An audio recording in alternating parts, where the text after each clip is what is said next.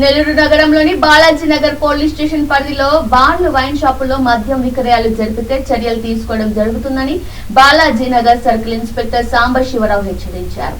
ఇటీవల కాలంలో బార్లలో వైన్ షాపుల వద్ద ఉదయం పూట షాప్ ఓపెన్ చేయాల్సిన టైంకు ముందే మద్యం విక్రయాలు, అలాగే షాప్ క్లోజ్ చేయాల్సిన టైం తర్వాత కూడా సేల్స్ చేయడం, వైన్ షాపులకు సైడ్ కూడా మద్యం విక్రయాలు జరుపుతున్నట్లు తన దృష్టికి. బారు లైసెన్స్ యజమానులు, వైన్ షాప్ లో యజమానులు మద్యం విక్రయాలు విషయంలో ఖచ్చితంగా నిబంధనలను పాటించాల్సిన అవసరం ఉందన్నారు. అన్ఆథరైజ్డ్ మద్యం విక్రయాలు జరిపితే కేసులు నమోదు చేయడం జరుగుతుందని హెచ్చరించారు. ఈ రోజు కూడా హర్నాథపురం వద్ద పీకాక్ బార్ పై కూడా కేసు నమోదు చేయడం జరిగిందన్నారు. అలాగే భవిష్యత్తులో నిబంధన అతిక్రమిస్తే లైసెన్స్ రద్దు చేసేందుకు కూడా ఎక్సైజ్ డిపార్ట్మెంట్ వారికి లెటర్ పెడతామన్నారు. నెల్లూరు నగరంలో బాలాజీ నగర్ పరిధిలో ఉన్నటువంటి బార్ అండ్ రెస్టారెంట్లు, అదేవిధంగా వైన్ షాప్స్ ఓనర్లందరికీ కూడా ఒక విజ్ఞప్తి. ఇటీవల కాలంలో ఎర్లీ మార్నింగ్ టైమింగ్స్ కన్నా ముందే సేల్స్ చేయటం, అదేవిధంగా లేట్ నైట్ క్లోజ్ చేయకపోవటం, ఇంకా సైడ్ వేరే అనాథరైజ్డ్ సేల్స్ అమ్మించడం అనేది మా దృష్టికి వచ్చింది.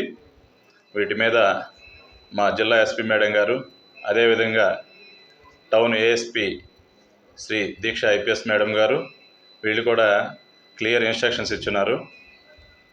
ఎట్టి పరిస్థితుల్లో కూడా లైసెన్స్ వైలేట్ చేసేసి ఎర్లీగా ఆ మద్యం అమ్మకాలు చేసిన, అదేవిధంగా లేట్ నైట్ టైమింగ్స్ దాటిన తర్వాత అమ్మకాలు చేసిన, అనాథరైజ్డ్ సేల్స్ చేసిన వాళ్ళ మీద ఖచ్చితంగా కేసులు రిజిస్టర్ చేస్తాం. ఈరోజు కూడా ఈ హర్నాథపురం జంక్షన్లో పీకాక్ బార్ మీద కూడా ఈ కేసు నమోదు చేయడం జరిగింది. ఇదే విధంగా మిగతా కూడా ఎక్కడైనా ఈ వైలేషన్స్ ఉంటే మాత్రం దీనికి సంబంధించి లైసెన్స్ రద్దు చేసేదానికి ఎక్సైజ్ డిపార్ట్మెంట్, ఎక్సైజ్ సూపరింటెండెంట్ గారికి కూడా లెటర్ పెడుతున్నాం. భవిష్యత్తులో ఇక నుంచి ఎవరైనా కానీ ఈ టైమింగ్స్ వైలేషన్స్ వచ్చినా, అనాథరైజ్డ్ సేల్స్ అమ్మినా మాత్రం వాళ్ళ మీద కఠినమైన చర్యలు తీసుకుంటాం.